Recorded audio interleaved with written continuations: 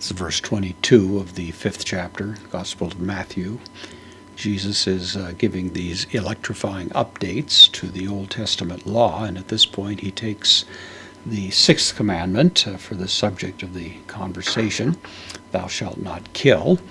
And of course he indicates that the traditional teaching was that if a person takes the life of another illegitimately, that person will be exposed to judgment. And Jesus now tightens the noose a little bit, you might say, in connection with what he says. So we have ego added for emphasis, so it stands in contrast to the preceding rule, but I. So we hear in the past, you have heard it was said, or the ancients have said. In this case, even the Old Testament law said, and then Jesus sets himself in contrast to it to some degree by radicalizing the law.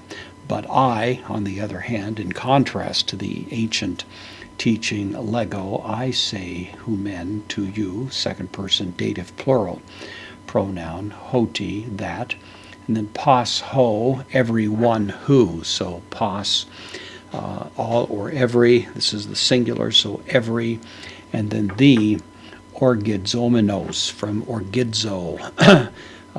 Orgizo, I am angry, or I'm expressing anger. That's the idea. This is the passive participle, so it's the present passive participle. Everyone being angry is the idea. And it's a present participle, to, with respect to, dative, masculine singular, adelpho, to his brother. Interesting use of brother. He doesn't say to your neighbor, or let alone to your enemy, which, of course, elsewhere Jesus says we should love our enemy. But here, he is talking about those with whom we would expect to have a closer relationship. Could be metaphorical, very likely is, but nevertheless, it is an interesting choice of the standard here. I say to you, whoever is angry with respect to his brother, autou, possessive pronoun, the genitive singular masculine, enekos, had that in the preceding verse. It means liable. It means exposed to some kind of judicial proceeding, guilt, and so on. So exposed he is, or liable, estai. This is the future of ami, I am. Third person singular future active indicative. Liable he will be. Te, with respect to. Chryse, the judgment. So chryse, of course, the word for judgment. And so Jesus has essentially said that to be harboring anger in one's heart towards someone is sufficient to give rise to the exposure that was mentioned in the Old Testament in connection with actual murder. And then, of course, he increases the standard even further. So we have hos, relative pronoun, the, whoever, with on from eon, so whoever.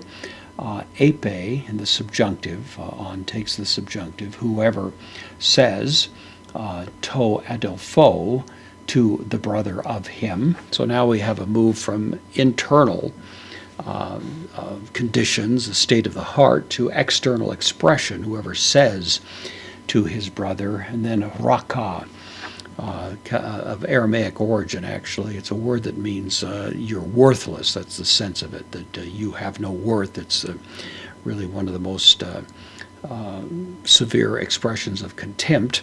But it's contempt that renders the other person simply to be of no value whatsoever. So whoever says to his brother, raka, enekos again, exposed, este, he will be te, Synedrio.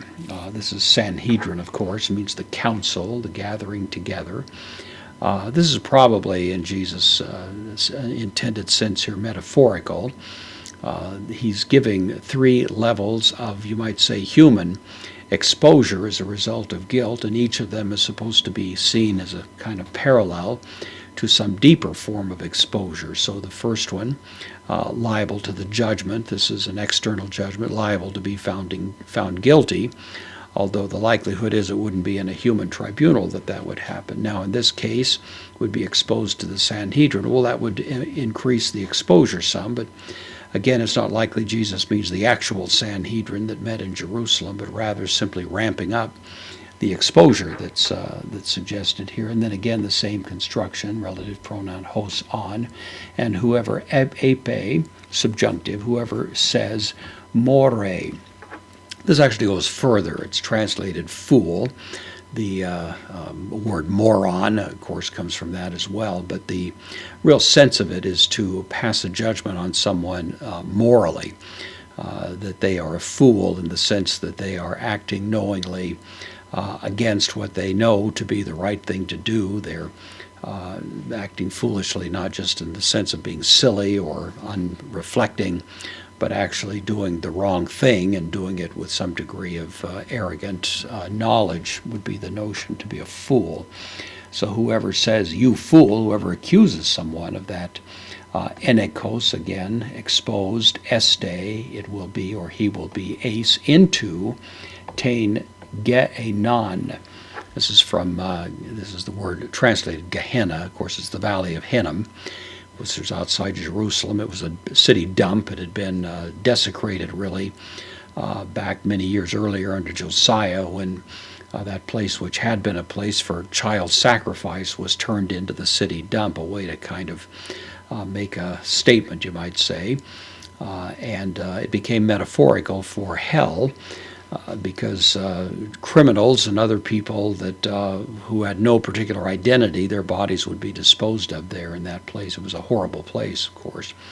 And so in the common usage, it came to refer not simply to the city dump, but also to hell itself, which seemed to have an ongoing kind of reputation of a place of burning and a place that never really was extinguished. So he will be exposed to the Gehenna, to purus of fire.